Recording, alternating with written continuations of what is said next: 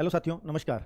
मैं अंकित भाटी रोजगार with Ankit channel पर आप सभी का स्वागत करता हूं। जो आज एक ऐसी वीडियो की जानकारी लेकर के आया हूं जो पद तो बहुत कम है और बहुत सारे लोग शायद इस पे वीडियो इसलिए ही नहीं बनाएंगे क्योंकि बहुत ज़्यादा बच्चे इस पे इंटरेस्ट नहीं लेंगे। और एक बहुत शानदार नौकरी आपके हाथ से निकल सकती है अगर मैंने इस वीडियो को नहीं बनाया तो। कुछ बच्चे जरूर कैपेबल होते हैं जो इस पोस्ट के लिए एलिजिबल हो जाएंगे और इस पोस्ट को क्लियर भी कर जाएंगे। अगर इस वीडियो को देखने के बाद एक भी बच्चा फाइनल सेलेक्ट हो पाता है, मैं अपने आप को इस वीडियो को बनाने का मतलब वो समझूंगा कि हाँ, मैंने सही किया। और मुझे लगता है कि एक नहीं, बहुत सारे बच्चे ऐसे होंगे इस वीडियो को देखने के बाद फॉर्म भरेंगे और कुछ उनमें से जरूर क्लियर करें। ऐसी मेरी शुभकामनाएं हैं आपके साथ।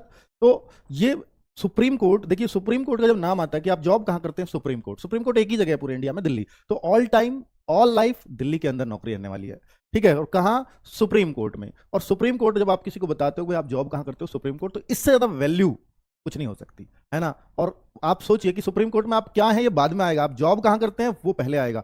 जॉब सुप्रीम कोर्ट में करते हैं तो हर कोई चाहता है कि आपसे बने मेरी। तो ये थोड़ी पावर आपकी हो जाएगी, आपके अच्छे अच्छे लोगों से जान पहचान इसमें बनने के पूरे पूरे अवसर मिलेंगे जो आप बना सकते हो, ठीक है। एक नॉर्मल परिवार का बच्चा एक अच्छे लोगों के साथ जान पहचान बन सकती है, जो बहुत बहुत बहुत अच्छी बात है उसके लिए, ठीक है। एक अच्छा मतलब एक्सपोजर मिलता है जॉब में। तो अगर मैं देखूं, क्योंकि यहां पर बच्चों इस पोस्ट का नाम है जूनियर कोर्ट असिस्टेंट, ये ग्रुप बी की पोस्ट है। तो ग्रुप बी की पोस्ट है, पोस्ट भी बहुत शानदार है। सबसे अच्छी बात है कि सुप्रीम कोर्ट में एक बार अगर आप सेलेक्ट हो गए तो यहां पर किसी भी पोस्ट पे आप सेलेक्ट हुए हो तो प्रमोशन बहुत फास्ट होते हैं, ठीक है।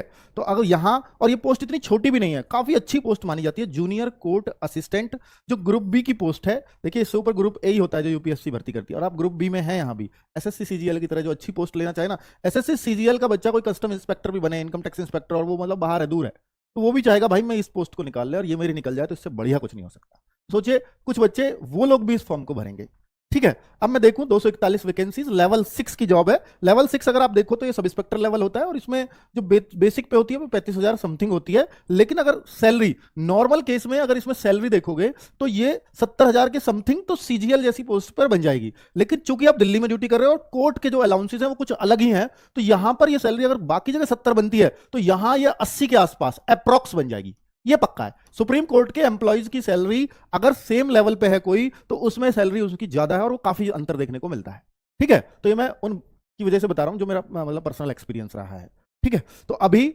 आपको ये सैलरी भी बहुत सम्मानजनक है, इसमें भी कोई शक नहीं है। पोस्ट शानदार है, इसमें भी कोई दिक्कत नहीं है। तो फिर बस बात किस बात की है, बात है कि आप इसको लेंगे कैसे। तो ये approximate gross salary as per existing rate of allowances including HRA comes to 72,040। तो ये इन्होंने दिया है 72,040 अप्रोक्सीमेट सैलरी, ग्रॉस सैलरी। बाकी कुछ अलाउंसेस जो एक्स्ट्रा है हो सकता है जुड़ जाए, या हो सकता है तब तक डीए बढ़ के मतलब ये 80 के अप्रोक्स पहुंच जाएगा, ये मैं आपको बता रहा हूं, ठीक है। 4200 ग्रेड पे अगर पुराने के हिसाब से चलोगे तो, ठीक है। और सबसे अच्छी बात है कि सुप्रीम कोर्ट में और इसमें जो छुट्टियां होती हैं, गर्मियों की अलग, सर्दियों की अलग, वो सारी छुट्टियां भी आपको मिलती हैं, ठीक है। और जैसे सुप्रीम कोर्ट आप कहोगे सर सैटरडे संडे ऑफ होता है, नहीं होता, क्योंकि सैटरडे में कोर्ट खुलता है। सेकंड सैटरडे ऑफ होता है तो आपका भी ऑफ होगा। दिल्ली के अंदर सेकंड सैटरडे की छुट्टी है, संडे तो परमानेंटली ऑफ होगा। बाकी जितने गजेटेड हॉलीडे हैं वो सब कुछ आपको मिलने वाला है, ठीक है। लेकिन इसमें यह मत सोचना, उन बच्चों से कह रहा हूं कि मेरे इस चीज को बताने से सर मैं भी इसकी तैयारी कर लूं क्या, नहीं, वो लोग मत करना। इसमें ऑलरेडी ज्यादातर वो बच्चे तैयारी करेंगे जो एसएससी सीजीएल से कुछ नंबर से रह गए हैं। तो मैं मतलब मुझसे इन्फ्लुएंस होकर के तैयारी मत करना, वरना इसमें आप अपना समय खराब करोगे। तो जब एग्जाम का प्रोसीजर बताऊंगा तो भी आपको समझ में आ जाएगा कि आपके लिए है या नहीं है। तो कई बार क्या होता है कि हम अच्छी नौकरी देख करके हम उसके काबिल भी हैं या नहीं, और हम उसकी तरफ मूव कर जाते हैं कि मैं निकालूंगा इसको क्योंकि ये बहुत शानदार पोस्ट है। भाई पहले आपकी प्रायोरिटी है कि आप जॉब ले लो, क्योंकि हो सकता है आप एलिजिबल तो हो, लेकिन आप इतना नहीं है आपके अंदर अभी तैयारी में दमखम कि आप इस एग्जाम को निकाल पाओ। क्या है ऐसा इस एग्जाम में, वो मैं बताने वाला हूं आपको, ठीक है। तो मैं आपको एक सही सलाह दूंगा, ऐसा कुछ नहीं है कि मैं आपको यहां पर कुछ कुछ भी बोल के चला जाऊंगा, ठीक है। जो आपके काम की बात है वही बताऊंगा। 1,000 फीस है। पहली बात तो फॉर्म की फीस बड़ी हैवी है, जो इसमें अगर ओबीसी और जनरल और ईडब्ल्यूएस वाला कोई कॉलम इसमें लिखा नहीं है हालांकि, तो ओबीसी और जनरल की 1,000 रुपए फॉर्म की फीस लगेगी। 250 रुपए एससी एसटी एक्स सर्विसमैन और डिफरेंटली एबल्ड या फ्रीडम फाइटर, इन लोगों की 250 रुपए फीस लगेगी फॉर्म भरने की। दूसरा, एसेंशियल क्वालिफिकेशन। क्वालिफिकेशन क्या है? क्वालिफिकेशन सिर्फ और सिर्फ क्या है, ग्रेजुएशन होनी चाहिए। साथ में इसमें टाइपिंग भी मांगता है 35 WPM की। क्योंकि सुप्रीम कोर्ट की जो भाषा है वो केवल और केवल इंग्लिश है, तो आपको यहां टाइपिंग भी सिर्फ इंग्लिश की करनी है, क्योंकि हिंदी में कोई काम नहीं होता सुप्रीम कोर्ट के अंदर। और ये टाइपिंग में 3% की गलतियां भी माफ होती हैं। 3%, अगर 100 शब्द है तो 3 गलत टाइप कर सकते हो, कोई दिक्कत नहीं। लेकिन 35 WPM की चाहिए। 10 मिनट का टाइपिंग का टेस्ट होता है, ठीक है। तो और नॉलेज ऑफ कंप्यूटर ऑपरेशन, तो देखिए कंप्यूटर चलाने की आपको नॉलेज होनी चाहिए, लेकिन इसके लिए कोई सर्टिफिकेट की नीड नहीं है, सिर्फ और सिर्फ आपको यहाँ पे क्या चाहिए, डिग्री। टाइपिंग वो करवा के देखेंगे आपसे, तो कोई सर्टिफिकेट टाइपिंग का भी नहीं चाहिए। आगे बात करें एज रिक्वायरमेंट, तो एज रिक्वायरमेंट है 18 से 30 साल के लोग इसमें फॉर्म भर सकते हैं, और SC ST OBC इन सबको अपनी क्राइटेरिया के हिसाब से छूट है। जैसे OBC को 3 साल की, SC ST को 5 साल की छूट होती है, वो छूट यहाँ पर according to rule, as per the government rule, वो मतलब मिलेगी। आगे बात करते हैं रिजर्वेशन, तो रिजर्वेशन जो SC ST वो category shall be in according with the rules, और जो भी है मतलब 27% है, OBC का तो 27% मिलेगा इन वैकेंसी में, जितना SC ST का होता है वो उतना मिलेगा, है ना। तो उस तरह की कोई दिक्कत वाली बात नहीं है। आगे अगर देखो तो क्या क्या पैटर्न है, यानी इसमें रिक्रूट होने का क्या प्रोसीजर है वो जान लेते हैं। तो यहां पर सबसे पहले आपका एक एग्जाम होगा 100 मार्क्स का, 100 मार्क्स का आपका एग्जाम होगा, जिसमें क्या होता है 2 आवर्स का ये पेपर होगा, और इसमें 50 क्वेश्चन जनरल इंग्लिश के होंगे, और 25 क्वेश्चन इसमें जनरल एप्टीट्यूड होगा, जिसमें मैथ्स रीजनिंग के थोड़े बहुत क्वेश्चन होंगे, ठीक है। और 25 क्वेश्चन इसमें GS के होंगे, 25 मैथ्स रीजनिंग, इसमें रीजनिंग ज्यादा, एप्टीट्यूड लिखा हुआ है, तो जनरल एप्टीट्यूड क्वेश्चंस उसमें थोड़ा हल्का मोटा मैथ्स भी आता है, जनरल एप्टीट्यूड की बात होती है जहां पर, ठीक है। और 25 क्वेश्चन GS के, तो ये टोटल 100 मार्क्स हो गए। और इसमें साथ में इसी 2 घंटे में 25 क्वेश्चन कंप्यूटर के भी होते हैं, ऑब्जेक्टिव टाइप पेपर है। पिछली बार जो बता दूं, हालांकि यहां नहीं लिखा है, 0.25 की नेगेटिव मार्किंग भी होती है, एक क्वेश्चन 1 नंबर का, 100 क्वेश्चन 100 नंबर के, 0.25 गलत करने पे कटेगा। और यहां अगर मैं बोलूं कि भाई ये 125 क्वेश्चन हो जाते हैं 2 घंटे के अंदर, पर ये दूसरा ही पेपर है, अलग पेपर है ये, ठीक है। तो इसका 25 क्वेश्चन है कंप्यूटर के।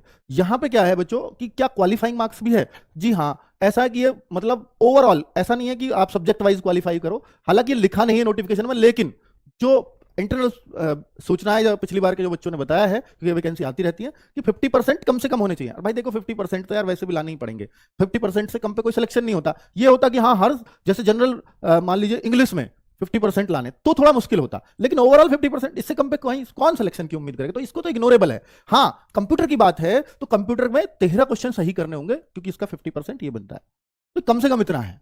तो इन दोनों पेपरों को अलग अलग पास करना होगा, इसको अलग इसको अलग, तो कंप्यूटर में 13 क्वेश्चन अलग सही करने होंगे, और ऊपर 50 क्वेश्चन कम से कम अलग सही करने होंगे। तो ये इस तरीके से इस वजह से लिखा हुआ, क्योंकि 2 पार्ट में, नहीं तो इसको कोई मैं जिक्र ही नहीं करता, ठीक है। आगे बात कर लेते हैं, देखो कंप्यूटर भी हो गया और ये ऑब्जेक्टिव टाइप क्वेश्चन पेपर भी हो गया, तो एक ही पेपर समझो इसको, 2 घंटे का है, 125 क्वेश्चन है, हालांकि ये पेपर अलग आएगा और ये अलग आएंगे, पर उन्हीं 2 घंटों में मिल जाएगा आपको। तीसरा जो स्टेप है इसका वो टाइपिंग का है, जिसमें टाइपिंग सिर्फ इंग्लिश की होगी, मिनिमम स्पीड जो 35 WPM चाहिए, और अप टू 33% जो है आपके टोटल वर्ड्स का जो गलत भी टाइप कर दोगे तो कोई दिक्कत नहीं, लेकिन इतना मिनिमम क्वालिफाइंग के लिए अगर अच्छी होगी तो शायद उसमें मार्क्स वार्क्स का कुछ खोला वोला है नहीं। डेस्क्रिप्टिव भी पेपर होगा एक 2 घंटे का, उस डेस्क्रिप्टिव पेपर में जनरल इंग्लिश का ये पेपर होगा, इंग्लिश लैंग्वेज में पेपर होगा, जिसमें आपको प्रीसिज राइटिंग और एस्से राइटिंग करना होगा, जैसे पहले CGL में भी होता था, वही सब चीजें यहां भी होंगी।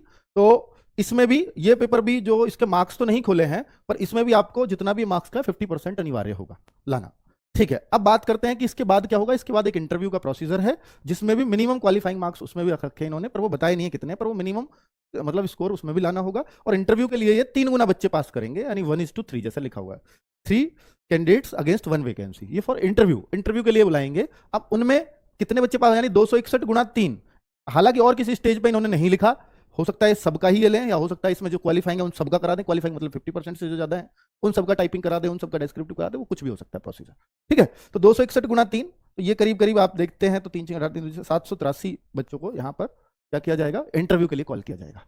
चलो, तो ये एक वैकेंसी, अब आपको पूरा प्रोसीजर भर्ती होने का, इसके बाद इंटरव्यू के टाइम पे आपकी डॉक्यूमेंट वेरिफिकेशन वगैरह कर ली जाती है, तो ये पूरा प्रोसीजर है इसमें भर्ती होने का। और दूसरी बात, एक और बहुत इंपॉर्टेंट बात जो इस नोटिफिकेशन में तो नहीं दिखती कहीं भी, पर चूंकि सुप्रीम कोर्ट की लैंग्वेज इंग्लिश है, तो हो सकता है पेपर भी आपका केवल और केवल इंग्लिश में ही आए, यानी हिंदी और इंग्लिश में सारे पेपर आते हैं, तो इसका पेपर हिंदी में ही ना आए आपको, मैथ्स और रीजनिंग है तो वो इंग्लिश में ही लिखे मिले, ये भी पॉसिबल है, ठीक है।